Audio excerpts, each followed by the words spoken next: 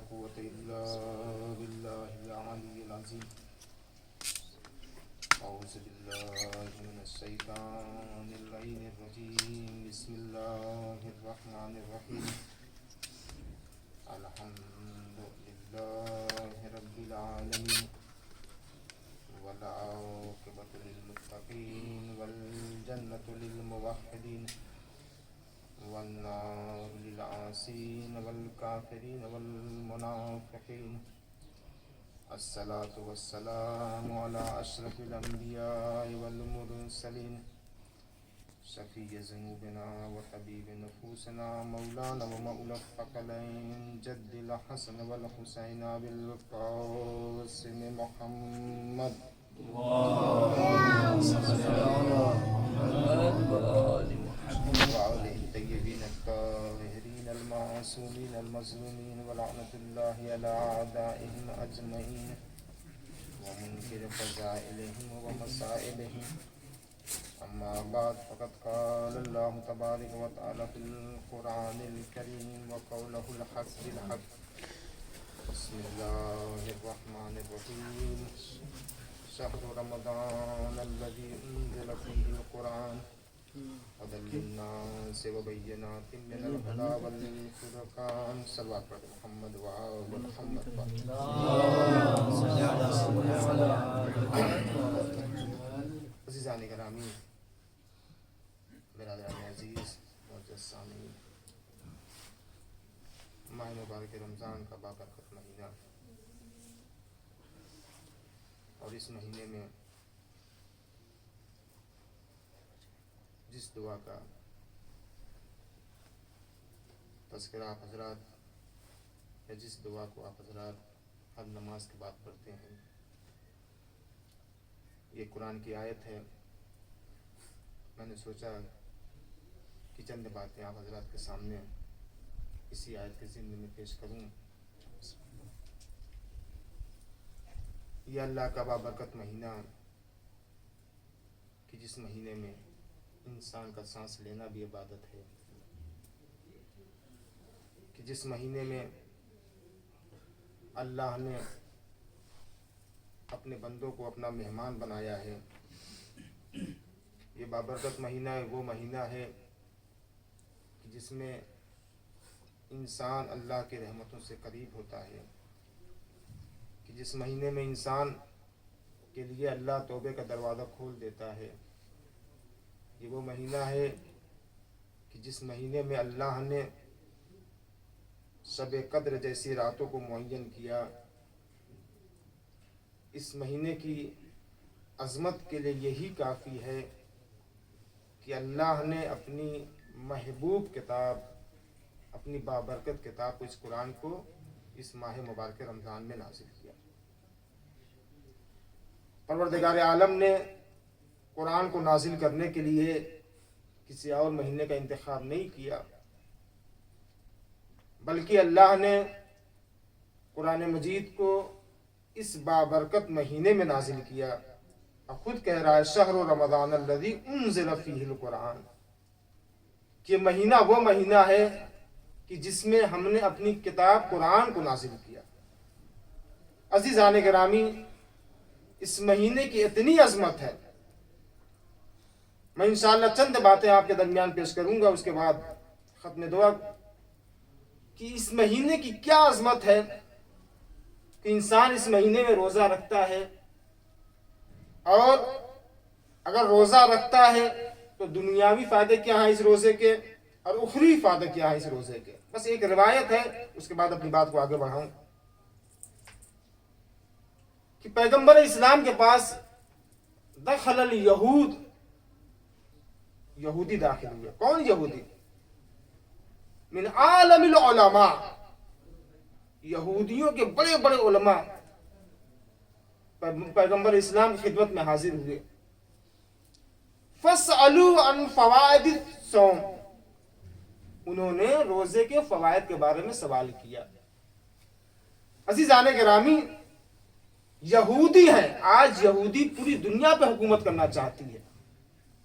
دیکھ لیں حالات آج کیسے ہیں. کیوں اتنا شیعوں کو مارا جا رہا ہے، کس بنا پہ مارا جا رہا ہے. تاکہ یہودیت پوری دنیا میں قائم ہو. لیکن انشاءاللہ ایسا نہیں ہوگا. یہودیوں نے ہمیشہ یہودی اچھی چیزوں کو لیتے ہیں اور اپنے اوپر جو ہے اس کو آزماتے ہیں. یہودیوں کے بڑے بڑے علماء من زعیم الزعماء من عالم العلماء پیغمبر کے پاس یہودی آیا کس کے بارے میں پوچھنے کے لیے؟ رمضان کے روزے کے بارے میں پوچھ رہے ہیں کہ ما ہی فوائد الصوم، کہ روزے کے کیا فائدے ہیں. آپ کسی ڈاکٹر کے پاس جائیں، اگر اس سے دنیاوی فائدہ پوچھنا چاہتے ہیں تو بہت سے فائدہ بتائے گا کہ روزہ کا یہ فائدہ ہے، فلاں بیماری دور ہوگی، فلاں بیماری دور ہوگی، فلاں بیماری دور ہوگی. یعنی یہ دنیاوی فائدہ ہے کہ انسان اگر روزہ رکھتا ہے تو تمام دنیاوی بیماریوں سے محفوظ ہے. لیکن اخروی فائدے کیا ہیں؟ آیا کچھ اس کے فائدے ہیں آخرت میں؟ کون سوال کر رہا ہے؟ یہودی سوال کر رہا ہے کہ روزے کے کیا فائدے ہیں. کسی مسلمان نے پیغمبر سے سوال نہیں کیا ہے، یہ یہودی نے کیا ہے. مسلمانوں کا کبھی پیٹ بھرا ہی نہیں، ہمیشہ پیغمبر کا کھایا ہے اور اتنا کھایا کہ باغ فدق بھی کھا گئے. ایک روایت اس کے بعد میں اپنی بات کو آگے بڑھاؤں گا کہ عائشہ روایت کرتی ہے، یعنی اتنے بھوکے ننگے تھے، وہ کہتی ہے کہ ہم نے جنگ خیبر کے بعد اتنی کھجوریں کھائی کہ کبھی زندگی میں اتنی کھجوریں نہیں کھائی تھی.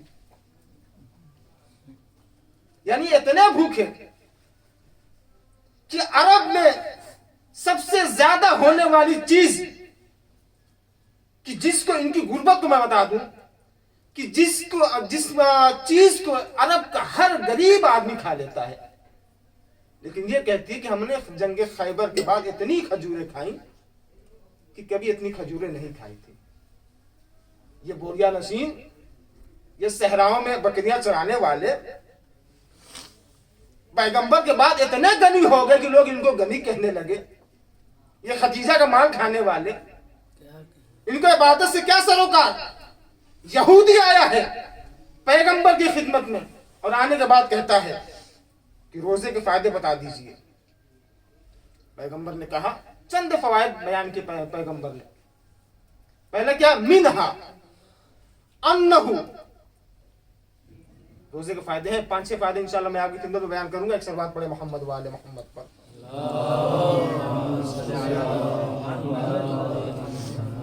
منہا ان یقرب الی اللہ، کہ انسان اس روزے کے ذریعے سے اللہ سے قریب ہوتا ہے.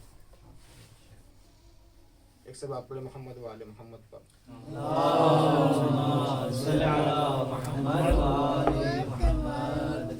ایک اور سلوات پڑھے محمد وآل محمد پر.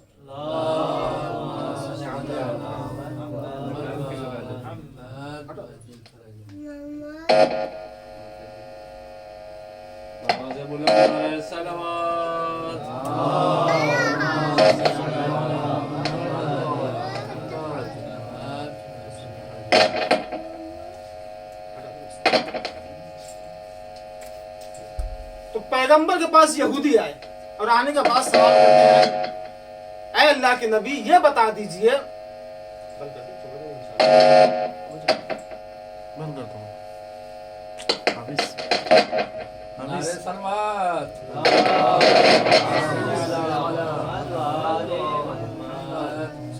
تو روزے کا فائدہ یہ ہے. پہلا یہ ہے روزے کا فائدہ کہ انسان اللہ کی رحمت سے قریب ہو جاتا ہے. دوسرا فائدہ کیا ہے؟ منہا انہو یذیب الحرام من الجسد، انسان کے اندر جو حرام غذا ہوتی ہے یہ روزہ اس کو پاک کر دیتا ہے. اللہ، یعنی یہ روزے کی اتنی اہمیت کہ انسان کے اندر، اگر ہم یہ نہیں جانتا کہ کوئی جان بوجھ کا حرام غذا کھا رہا ہے یا جو بھولے سے سہون کھا لیا ہے، لیکن یہاں جا کر اس کی تطبیق کی جائے، جو انسان بھولے سے حرام غذا کھا لے، مثال کے طور پر کسی نے کسی کو حرام لقمہ کھلا دیا، کسی نے کسی کو حرام غذا کھلا دیا، تو پیغمبر فرماتے ہیں پہلا فائدہ یہ ہے. دوسرا فائدہ یہ ہے کہ انسان کا جسم حرام غذا سے پاک ہو جاتا ہے. یہ حرام غذا، اس کا مطلب یہ ہے کہ انسان پاک ہو جاتا ہے اس روزے کے ذریعے سے حرام غذا سے بھی. اگر انسان کے اندر حرام غذا ہے تو کتنا بڑا فائدہ ہے. کوئی چیز ایسی کوئی دوا ہے کہ جو انسان کے اندر جو حرام غذا گئی ہے اس کو پاک کر دے؟ آج کے زمانے میں کوئی ایسی دوا نہیں ہے. لیکن روزہ ایک ایسی چیز ہے کہ جس کے ذریعے سے انسان کے اندر اگر حرام غذا ہے تو یہ روزہ اس کو پاک کر دیتا ہے. تیسری کیا ہے؟ ان یہون علی الصائم سکرات الموت. اللہ اکبر. یہ روزہ روزے دار کے اوپر سکرات موت کو آسان کر دیتا ہے. سکرات موت ہے کیا؟ اتنی سخت ہے یہ چیز کہ پہاڑ کو بھی اپنی جگہ سے ہلا دے. سکرات موت. لیکن پیغمبر فرما رہے ہیں یہ روزے دار کے لیے ہے یہ چیز کہ جو روزہ رکھتا ہے. کیا ایہون علی الصائم سکرات الموت. کہ روزے دار کے اوپر موت آسان ہو جاتی ہے. عزیزان کرام یہ تیسری چیز. چوتھی انہ امان یوم العطش والجوع. کہ جس دن انسان پیاسا ہوگا یعنی قیامت کے دن یوم القیامت قیامت کے دن یہ روزہ اس کو بھوک اور پیاس سے امان دے گا. انسان دنیا میں روزہ رکھتا ہے. اللہ نے روزے دار کے لیے یہ کہا ہے کہ پیغمبر فرما رہے ہیں کہ یہ امان ہوگا اس کے لیے کہ اس کو روزے محشر نہ پیاس لگے گی نہ بھوک لگے گی. جس وقت انسان نفسی نفسہ کا عالم ہوگا اور انسان پریشان ہوگا پیاس اور بھوک سے تو پروردگار نے کہا ہے کہ اس کو امان دی جائے گی اگر روزہ دار روزہ رکھ رہا ہے تو یہ روزہ اس کے لیے باعث امان ہوگا. تیسری میں نے کیا کہا کہ سکرات موت. چوتھے یہ امان ہوگا روزہ کس کے لیے؟ جس دن انسان کو بھوک اور پیاس لگی یوم القیامت قیامت کے دن. پانچویں کیا ہے کہ اللہ اس کے روزے کے بدلے جنت میں اچھی غذائیں دے گا. عزیزان کرام یہ ہے روزے کے فائدے کہ انسان کے اوپر سکرات موت آسان ہو جائیں گے. اس کو قیامت کے دن بھوک پیاس نہیں لگے گی. اللہ کی رحمت سے قریب ہوگا. یہ سارے فوائد کس کے لیے ہیں؟ روزے دار کے لیے ہیں. لیکن اگر یہی روزہ کوئی رکھ رہا ہے اور دل میں بغض علی ہے, اگر انسان روزہ رکھ رہا ہے دل میں بغض علی ہے تو چوتھے اور چھٹے امام سے روایت ہے واللہ چھٹے امام سے کیا روایت ہے واللہ لو کان عبدا عبد اللہ بین المقام والرکن. اگر کوئی انسان زندگی بھر اللہ کی عبادت کرے, اب کہاں عبادت کرے؟ رکن اور مقام کے درمیان, یعنی مقام ابراہیم اور حجر اسود کے درمیان اگر کوئی انسان عبادت کر رہا ہے وَلَمْ يَأْتِ بِوِلَایَتِنَا اور ہماری ولایت کے ساتھ اگر نہیں آیا ہے تو اس کی عبادت اس کے منہ پہ مار دی جائے گی اور اسے اوندھے منہ جہنم میں ڈال دیا جائے گا. انسان اگر عبادت کرتا ہے تو ضروری یہ ہے کہ اس کے دل میں ولایت علی ہو, بغض علی نہ ہو. جیسا کہ مولا کائنات کوفے سے گزر رہے ہیں, کمبر ساتھ میں ہے. کمبر نے دیکھا کہ ایک شخص ہے جو بڑے ہی اچھے انداز میں قرآن کی تلاوت فرما رہا ہے. یہی مسجد کوفہ ہے.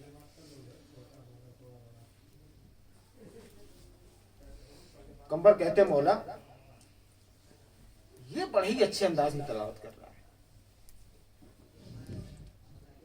مولا نے کہا اس کو کوئی فائدہ نہیں ہے. کمبر تعجب میں پڑ گئے, یہ اللہ کے قرآن کی تلاوت کر رہا ہے, اب مولا کہہ رہے ہیں اس کو کوئی فائدہ نہیں دے گا. کمبر آگے بڑھے, اس انسان کے پاس گئے کہ جو قرآن کی تلاوت کر رہا تھا. اس سے ایک سوال کیا. سوال یہ کیا کہ یہ بتاؤ, یہ تم قرآن اتنے اچھے لہن میں پڑھ رہے ہو, اتنے اچھے انداز میں پڑھ رہے ہو, یہ بتاؤ تمہارا کوئی تعلق, تمہارا کوئی رشتہ, یا تم علی کو چاہتے ہو یا نہیں چاہتے ہو؟ کہا میرا قرآن پڑھنے سے، علی سے محبت کرنے سے کوئی سروکار نہیں ہے، میں یہ جو قرآن پڑھ رہا ہوں اپنی محبت، اپنی محنت سے اور لگن سے پڑھ رہا ہوں، اس میں علی کا کوئی نہیں، نہ میرے دل میں کوئی علی سے محبت ہے۔ بس کمبر وہاں سے اٹھے اور سمجھ گئے کہ علی نے کیوں کہا تھا کہ اس کو قرآن کوئی فائدہ نہیں دے گا، علی نے کیوں کہا تھا کہ اس کا نماز پڑھنا یا اس کے قرآن پڑھنا اس کو کوئی فائدہ نہیں دے گا، کیونکہ اس کے دل میں علی سے کوئی محبت نہیں۔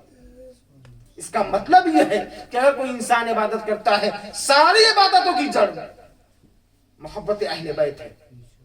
اگر انسان کے دل میں اہل بیت سے محبت نہیں ہے تو انسان کا روزہ رکھنا بھی بیکار ہے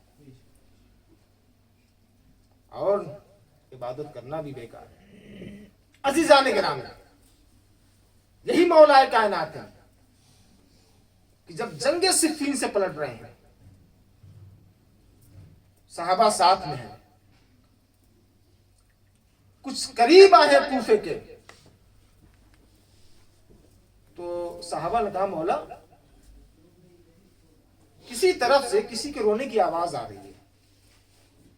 دیکھیں، ایک وہ ہوتا ہے کہ جو علی سے بغض کرتا ہے، جس کے لیے نماز کچھ فائدہ نہیں دیتا، لیکن علی کے اوپر جس یقین ہوتا ہے، دیکھیے سنیے گا، کہا مولا کسی کے رونے کی آواز آ رہی ہے، کسی خاتون کے رونے کی آواز آ رہی ہے۔ مولا نے کہا جاؤ دیکھو کیا ہوا۔ امام کا چاہنے والا آگے بڑھ گیا، دیکھا اس طرف ایک ضعیفہ ہے جس کے پاس ایک لاش پڑی ہوئی ہے۔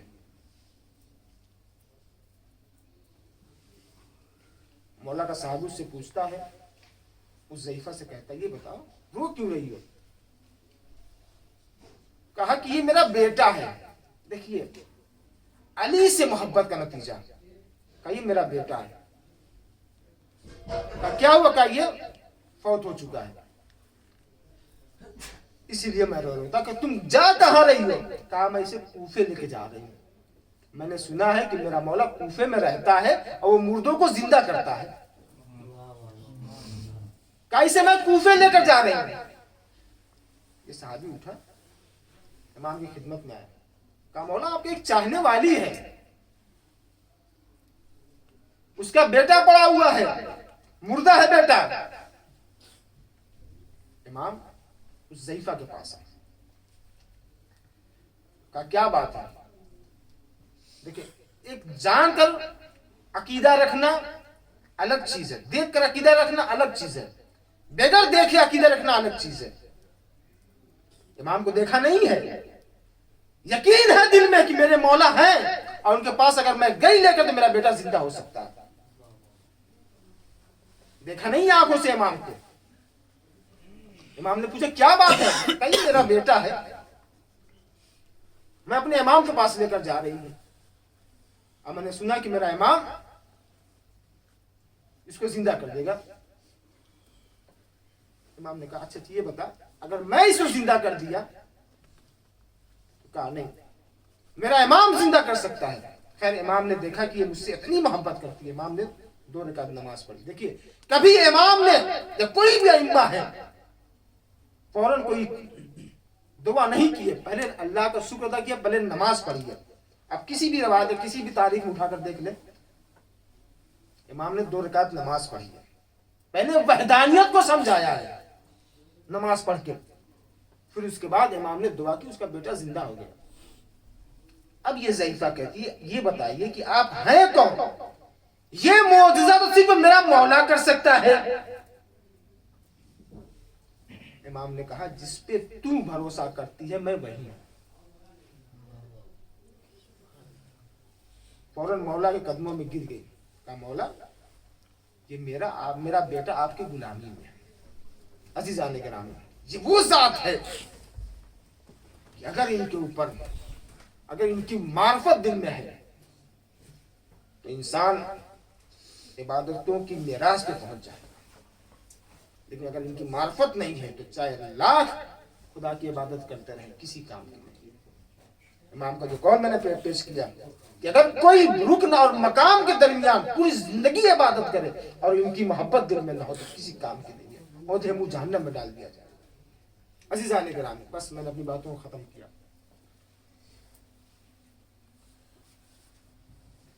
بس چند جملے مسائل کی آپ کی خدمت میں. یہ وہ ذات ہے کتنے فضائل و مناقب کے بعد بھی ان کے اوپر ظلم کی کوئی کسر نہ چھوڑی گئی. ہر طریقے کے ظلم ان کے اوپر کیے گئے. کوئی ایسا ظلم نہیں تھا کہ جو اہل بیت سے نہ کیا گیا. عزیزان گرامی، بس چند جملے مساعد کے امام حسین علیہ السلام کے پیش کروں گا، اس کے بعد آپ کی زحمت کو تمام کروں گا. امام حسین علیہ السلام جو کربلا میں اپنے 72 شہداء جو شہید ہوئے کربلا میں، یہ معرفت کی اس منزل پہ تھے کہ اپنے گردنوں پر تلوار رکھ کر کہتے تھے مولا اگر آپ اجازت دے تو ہم اپنی گردنیں کا. یہ حسین ایک وقت وہ آیا کہ جب سب صحابہ و انصار شہید ہو چکے تو حسین در خیمہ پہ آتے ہیں اور آنے کے بعد کہتے ہیں اے زینب و ام کلثوم تمہارے اوپر اپنے بھائی کا سلام لے لو. تمہارے لیے یہ بھائی اکیلا ہے، اب یہ میدان میں جانا چاہ رہا ہے. ہر باب ازا زینب آگے بڑھی، بھائی کو گلے سے لگایا. اور باب ازا ایک مرتبہ حسین نے کہا اے بہن زینب میرا وہ لباس کہنا میرے حوالے کر دو. عزیزان گرامی، حسین کے پاس زینب ہیں، ام کلثوم ہیں. بیویوں نے حلقہ بنایا. حسین اب رخصت ہونا چاہتے ہیں کہ ایک مرتبہ یاد آیا کہ ایک میرا بیمار بیٹا ہے. ایک مرتبہ رخصت آخر کے لیے ایک مرتبہ حسین خیمے میں آئے. کیا دیکھا کہ میرا بیٹا ہے جو بیماری کی حالت میں ہے. جناب زینب نے اپنے بھتیجے کو اٹھایا، کہا بیٹا تمہارا بابا یکو تنہا ہے، میدان کارزار میں جا رہا ہے، آخری رخصت کے لیے آیا ہے. جیسے امام سجاد نے یہ سنا ایک مرتبہ بستر سے اٹھے، کیا دیکھا کہ میرا بابا خون میں گلتا ہے. ہر باب ازا ایک مرتبہ زینب سے کہتے ہیں اے پھوپھی اماں میرا عصا دے دو، میری تلوار دے دو، میں میدان میں جانا چاہتا ہوں. ہر باب ازا ایک مرتبہ زینب نے سہارا دیا، کہا کہ اے بیٹا تمہارے والد ہیں، تمہارے بابا ہیں، تمہیں سے کچھ باتیں کرنے آئے ہیں. ایک مرتبہ امام حسین نے کہا اے بیٹا ارے جب مدینے جانا تو میرے شیعوں سے میرا سلام کہنا. ہر باب ازا امام رخصت ہوتے ہیں، میدان کارزار میں آئے اور آنے کے بعد حملہ کرتے جاتے ہیں. ایک آواز آئی اے نفس مطمئنہ پلٹا اپنی بارگاہ، اپنے رب کی بارگاہ میں. حسین نے تلوار کو نیام میں رکھا، اب بھاگی فوجیں سمٹی. کسی نے تیروں سے حملہ کیا، کسی نے تلواروں سے حملہ کیا. امام ہے جو پشت فرس میں سنبھل نہ سکے، ایک مرتبہ پشت فرس سے زمین کربلا کی طرف آئے. وہ بھاگی ہوئی فوجیں سمٹی. اب حسین کے قریب ہے، ساری فوج حسین کا حلقہ کیے ہوئے ہے. کسی میں ہمت نہیں ہے کہ حسین کی طرف آگے بڑھے. ایک مرتبہ عمر سعد آگے بڑھا، کہتا ہے اے سمر کیا دیکھتا ہے، حسین کے سر کو منقطع کر دے. ہر باب ازا یہ سارا مجمع ہے، سارے فوج اشقیا حسین کو گھیرے میں لیے ہوئے ہیں. ایک روایت ہے، وہ روایت پڑھ کے آپ کی زحمت کو تمام کر دوں. ایک شخص آگے بڑھا، عمر سعد سے کہتا ہے کہ اے عمر سعد حسین کے اندر یہ اپنی تاب نہیں ہے کہ حسین دوبارہ جنگ کر سکے، لیکن میں دیکھ رہا ہوں کہ حسین کے لب ہل رہے ہیں، حسین کچھ کہنا چاہ رہے ہیں. اے عمر سعد اگر تو اجازت دے تو میں حسین کے لیے تھوڑا سا پانی لا کر حسین کو پلا دوں. عمر سعد خاموش ہے، عمر سعد کچھ کہتا نہیں ہے. ایک مرتبہ یہ سوچا کہ عمر سعد نے کچھ کہا نہیں ہے، لہٰذا میں جاتا ہوں اور کچھ پانی لا کر حسین کے حوالے کر دیتا ہوں. ہاں باب ازا یہ شخص اپنے خیمے کی طرف چلا، مشکیزے میں پانی لیا، لیکن جیسے ہی خیمے سے اپنے مشکیزہ لے کر آ رہا ہے، ایک مرتبہ کیا دیکھتا ہے کہ آندھیاں چلی، گردوں کو باہر اٹھنا شروع ہو گئے. ایک آواز آ رہی ہے قتل الحسین بے کربلا، ذبح الحسین بے کربلا، اللہ لعنت الدہر القوم الظالمین.